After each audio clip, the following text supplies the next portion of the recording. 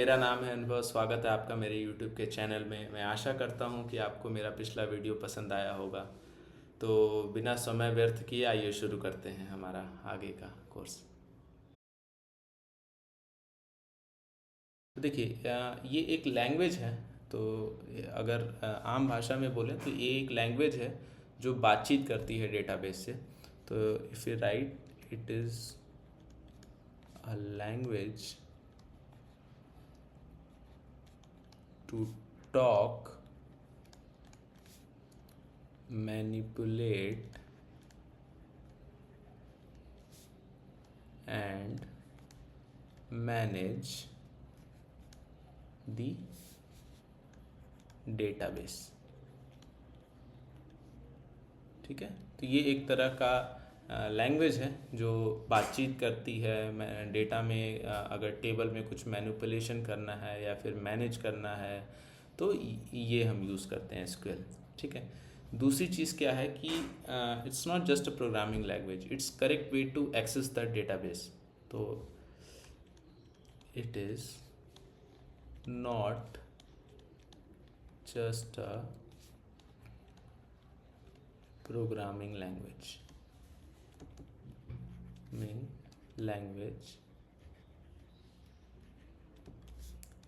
it is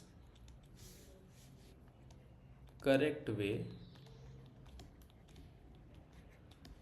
to access the database। मैं database को dB लिखूँगा। हाँ, देखिए ये एक लाइब्रेरी है। हम पहले एक एग्जांपल से समझेंगे कि जैसे पहले हमने देखा था वो रेस्टोरेंट का एग्जांपल, तो ये एक एग्जांपल हम यूज़ करेंगे। सपोज़ करिए ये एक लाइब्रेरी है। तो लाइब्रेरी में आप जाते हैं और लाइब्रेरियन से बोलते हैं कि मुझे ये किताब चाहिए। तो वो लाइब्रेरियन फिर अंदर जाता है और वो किताब उस पर्टिकुलर सेक्शन में देखकर फिर वो आपको ले आके दे देता है। तो हम इस एग्जांपल से एसक्यूएल को समझेंगे। ठीक है, तो सपोज़ करिए ये एक लाइब्रेरी है। ठीक है,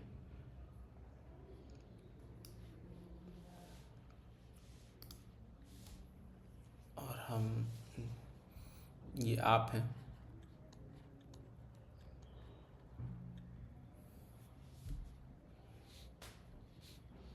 आप इस मतलब ये आप हैं या फिर कोई स्टूडेंट है। तो वो स्टूडेंट जाता है एक लाइब्रेरियन के पास।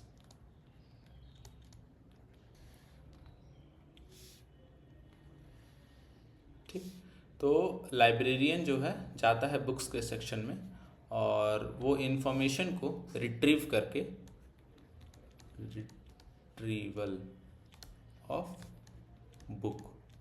तो सपोज़ करिए कि एक स्टूडेंट गया लाइब्रेरियन के पास, उसने बोला मुझे फिज़िक्स की HC वर्मा बुक चाहिए। ठीक, तो वो लाइब्रेरियन फिर जाएगा लाइब्रेरी के अंदर, वो बुक लेगा और फिर वो ले आके आपको दे देगा। तो बेसिकली ये जो फ्लो है उसमें हम अगर एसक्यूएल के लैंग्वेज में समझें तो ये जो स्टूडेंट है ये हमारा यूज़र है। यूज़र मतलब जो क्वेरी दे रहा है। फिर ये जो लाइब्रेरियन है ये जो लाइब्रेरियन है ये एसक्यूएल है। यूज़र ने क्वेरी दी एसक्यूएल को, क्वेरी, और जैसे कि ये लाइब्रेरी से बुक लेकर आ रहा है उसी तरह एसक्यूएल, ये लाइब्रेरी इज़ अ डेटाबेस, मैं इसको डेटाबेस लिख रहा हूँ और यहाँ पे रिट्रीवल ऑफ इंफॉर्मेशन चल रहा है। तो आई होप आपको ये समझ आया होगा कि एक स्टूडेंट है, उसको फिज़िक्स की कोई किताब चाहिए, HC वर्मा चाहिए। तो वो लाइब्रेरियन के पास गया, लाइब्रेरियन गया अंदर लाइब्रेरी में, उसने बुक सर्च की और ले आके उसको स्टूडेंट को दे दिया। तो उसी तरह यूज़र ने क्वेरी की कि मुझे ये इन्फॉर्मेशन चाहिए, क्वेरी के फॉर्म में उसने लिखा, फिर वो अंदर गया और एसक्यूएल फिर गया डेटाबेस के पास जो कि अभी लाइब्रेरी है, और डेटाबेस से इंफॉर्मेशन रिट्रीव करके वो उसने हमें दे दिया। मैंने ऊपर बोला आपसे कि it's not just a programming language. तो अब प्रोग्रामिंग लैंग्वेज बोला है तो बहुत सबसे ज़्यादा कन्फ्यूज़न यही होगा कि पाइथन भी एक प्रोग्रामिंग लैंग्वेज है, जावा भी एक प्रोग्रामिंग लैंग्वेज है, सी शार्प भी एक प्रोग्रामिंग लैंग्वेज है, सी प्लस प्लस भी एक प्रोग्रामिंग लैंग्वेज है। तो एसक्यूएल और बाकी लैंग्वेजेस में क्या फ़र्क है, तो हम वो समझेंगे कि what is difference between SQL and other programming language. SQL versus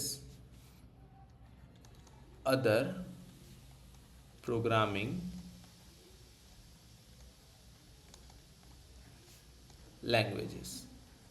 तो स्पेसिफिकली अगर हम पाइथन की बात करें, अगर ये आप कोई और भी ले सकते हैं, अभी मैं एग्जांपल ले रहा हूँ पाइथन का, ठीक है। तो आप अज्यूम कीजिए कि एक प्रिंसिपल है किसी स्कूल का, एक किसी स्कूल का प्रिंसिपल है, प्रिंसिपल उसका नाम है आयुष। अगर हम प्रिंसिपल के पर्सपेक्टिव से देखें तो प्रिंसिपल की क्या क्या रिस्पॉन्सिबिलिटीज़ होती हैं। उसकी रिस्पॉन्सिबिलिटीज़ होती हैं कि उसे स्कूल का डिसिप्लिन भी रखना है, उसे जो टीचर्स हैं वो ज़्यादा छुट्टी ना ले इस चीज़ का भी ध्यान रखना है। फाइनेंस पर्सपेक्टिव से भी उसका अप्रोच रहता है कि जो स्कूल का जो ग्रोथ है और रेवेन्यू जनरेट हो रहा है वो ज़्यादा से ज़्यादा हो, फीस टाइम पे कलेक्ट हो, और टीचर्स और स्टूडेंट्स के बीच में कम्युनिकेशन अच्छा हो, पढ़ाई अच्छी हो, और पेरेंट्स को भी मतलब इनपुट देते रहें, फीडबैक देते रहें कि आपका बच्चा ऐसे परफॉर्म कर रहा है। तो ये सारी चीज़ें एक रिस्पॉन्सिबिलिटी होती हैं एज अ प्रिंसिपल। तो हम एक ये चीज़ कह सकते हैं कि प्रिंसिपल एक वर्सेटाइल टाइप का रिस्पॉन्सिबिलिटी होती है, आपको मल्टीपल चीज़ें करना होता है। तो हम प्रिंसिपल क्या क्या करता है, मैनेजमेंट देखता है। फिर प्रिंसिपल की क्या रिस्पॉन्सिबिलिटी है, पेरेंट्स डीलिंग, डिसिप्लिन को ही मेंटेन करना है उसको, और एक और है फंड मैनेजमेंट।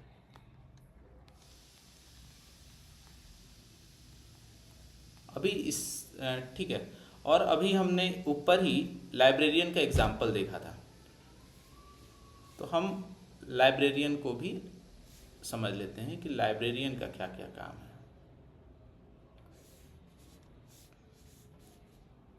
तो आप सपोज कीजिए कि एक लाइब्रेरियन है,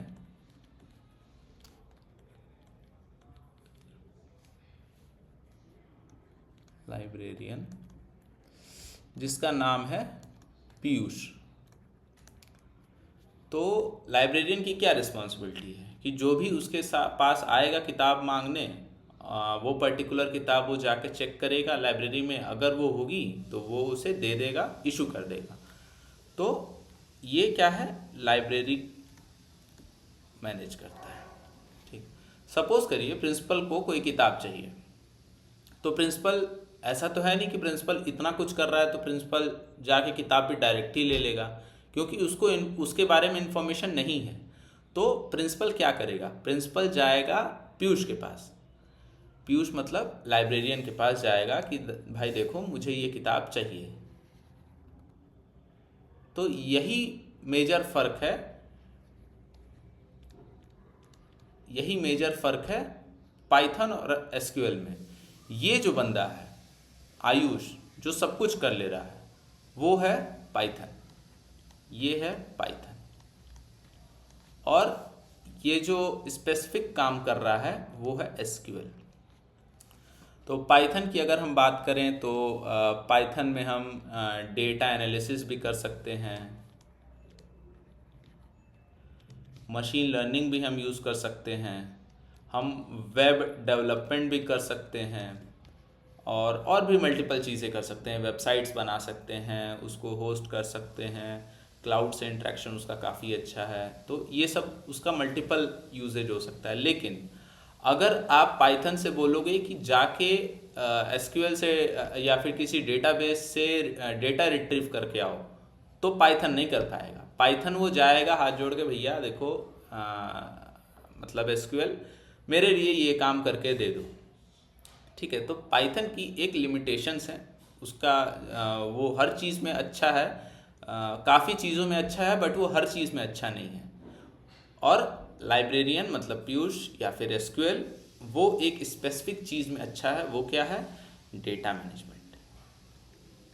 डेटा मैनेजमेंट, ठीक है। तो आई होप ये चीज़ आपको समझ आई होगी।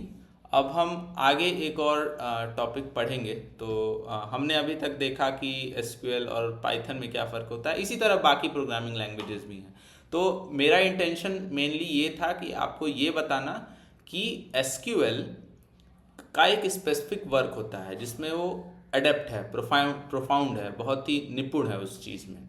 I hope you enjoyed the video. Thank you so much for watching. Please do subscribe, like and share with your family and friends. I'll meet you in the next video. Stay tuned.